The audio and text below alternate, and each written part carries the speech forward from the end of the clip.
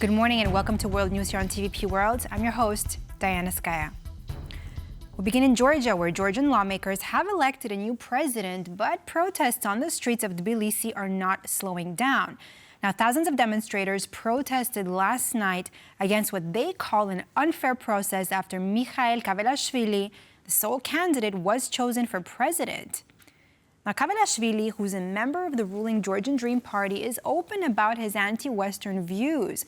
Now, in public speeches this year, he accused the collective West of pitting Georgia against Russia. Just last month, de facto Prime Minister Irakli Kobakhidze put EU accession talks on hold until at least 2028. Since then, thousands of protesters have been gathering near the parliament building each night. Georgia's opposition leaders are calling on the EU to take concrete decisions and sanction those responsible for the ongoing violence. Now, on Monday, the EU Foreign Affairs Council convenes in Berlin with Kaja Kallas's first appearance as the High Representative for Foreign Affairs and Security.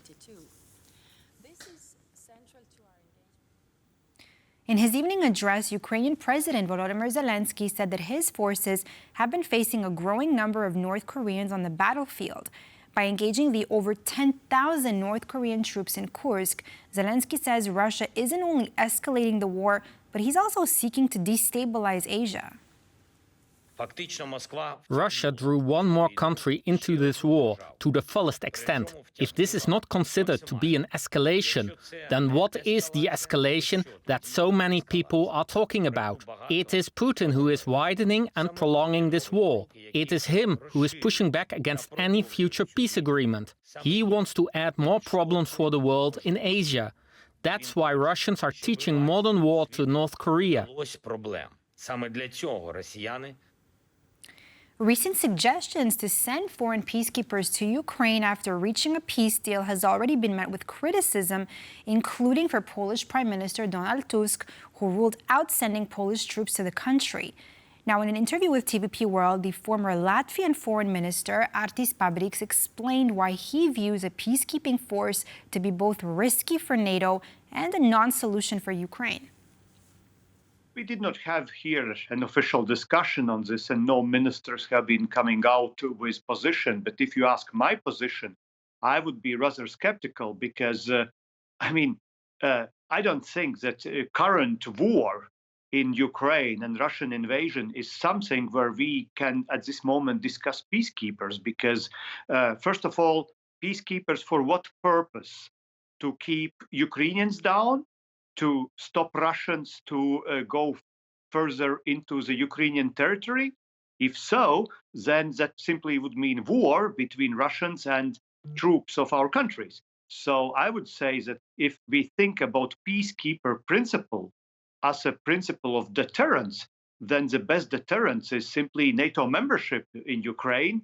It is a maximum military support without any caveats or restrictions to Ukrainian armed forces. It is changes of Western economies to wartime economies. That would be deterrence. But to speak about peacekeepers, well, maybe if Americans or President Trump is speaking about European peacekeepers, maybe this is a method how to activize sleepy Europeans, those who are sitting on the balcony and just watching how others are doing the job to wake up. But I don't see how we can simply use peacekeepers. The South Korean president was impeached today following 11 days of nationwide protests after his failed attempt to introduce martial law plunged the country into chaos. Now, his duties will be taken over by the country's prime minister. Our correspondent Gabriela Fesnak has the latest from Seoul.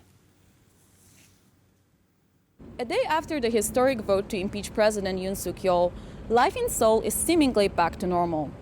But the political turmoil in South Korea is still far from over. Yoon is still technically president, but it's now up to the Constitutional Court to decide whether to reinstate him or permanently remove him from office. In the meantime, the country's Prime Minister, Han Duck-soo, has taken over presidential powers. But Han Duck-soo might himself be named criminal suspect in relation to his role in the implementation of martial law. Now, the Democratic Party leader has said that his party would not seek to impeach Han in order to avoid further political uncertainty. But should Han try to shelter Yoon from the fallout, the opposition party's stance might very well change. Yoon's attempt to introduce martial law only lasted 6 hours, but caused lasting damage to the country, rattling financial markets and halting diplomatic activities. Many of the country's high-level military officials have been dismissed from their posts in the aftermath, leading to fears that the country might be unprepared in the event of the North's invasion. Now, North Korean propaganda used this opportunity to paint South as a failed state. It is worth remembering that South Korea does not have a very long democratic tradition. The country has only been a democracy for 4 decades, and many Koreans still remember living under dictatorship. However, the events of the last 2 weeks have shown that the people of South Korea are not ready to give up the democratic freedoms. For TVP World, Gabriela Fesnak. Moving on now to the Middle East, as the dust begins to settle in Syria after the downfall of Bashar al-Assad's dictatorship, the scale of his crimes the regime committed against the Syrian people is beginning to be uncovered. And our correspondent Az Kaderji brings us this report from the site of a freshly discovered mass grave on the outskirts of Damascus. We are at the scene of a mass grave just outside of the Syrian capital city of Damascus, in the northern outskirts, in a place called Adra. Behind me and below us, you will see row upon row upon row upon row of graves. Now, open source researchers have tracked this site for some time using satellite imagery.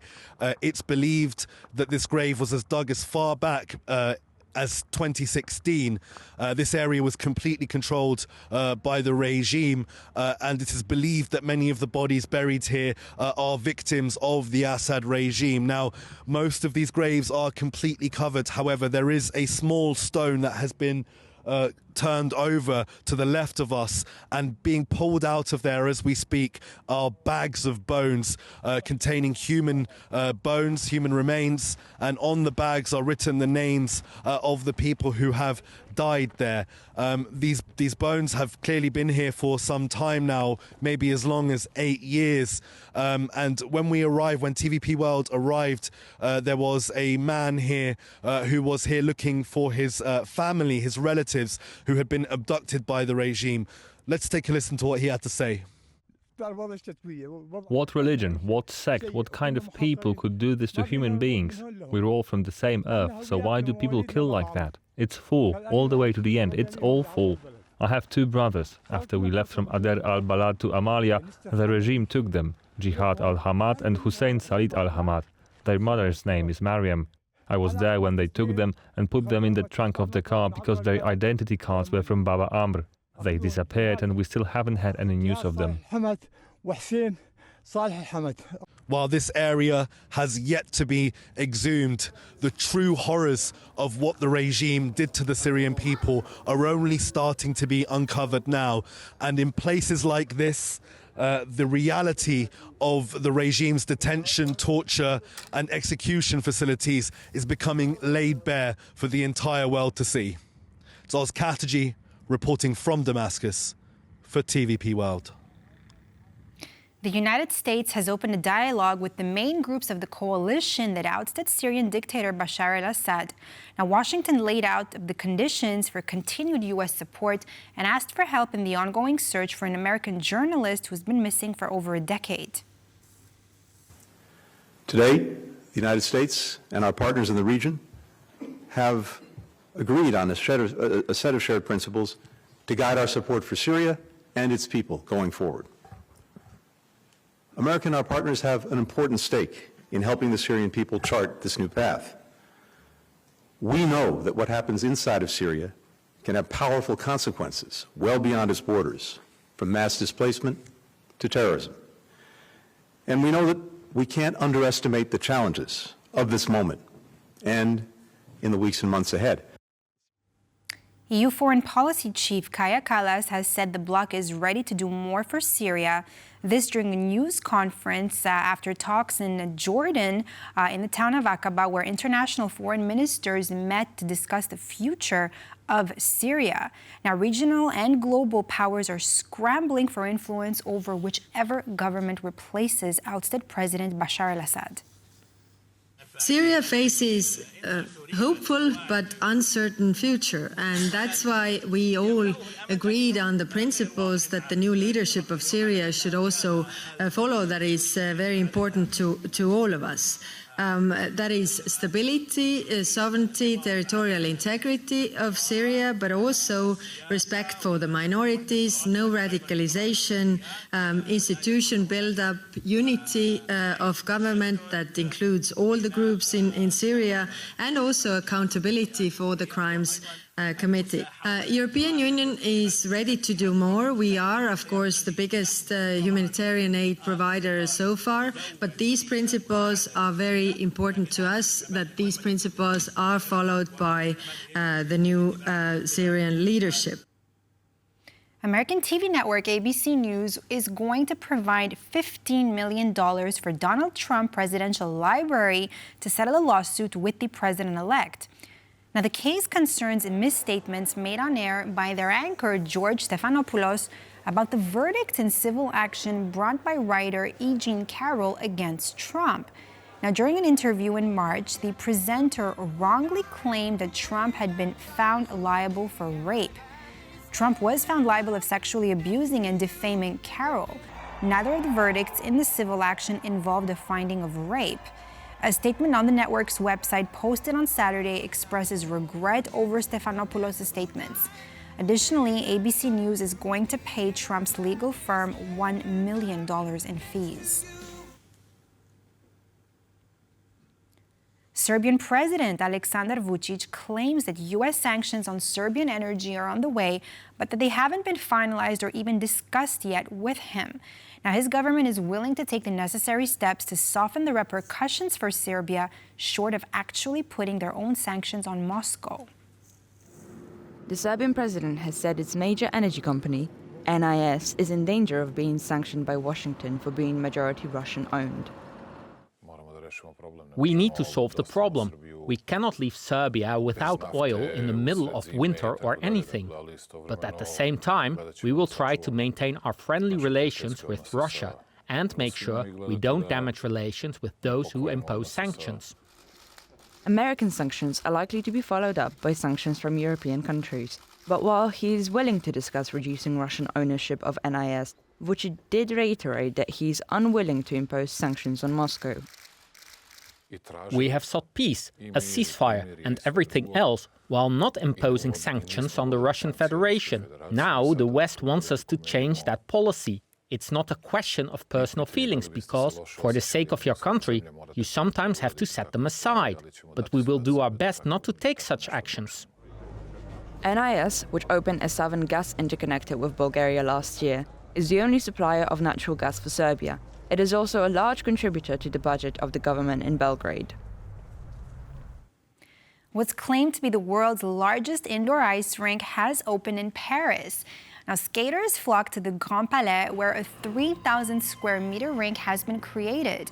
The venue was used this summer to host the Paris 2024 Olympics fencing events. Now, novice skaters and experienced speedsters enjoyed a lavish light show on Saturday's opening night. Skaters will be welcome until January 8th, when the ice rink will be officially dismantled.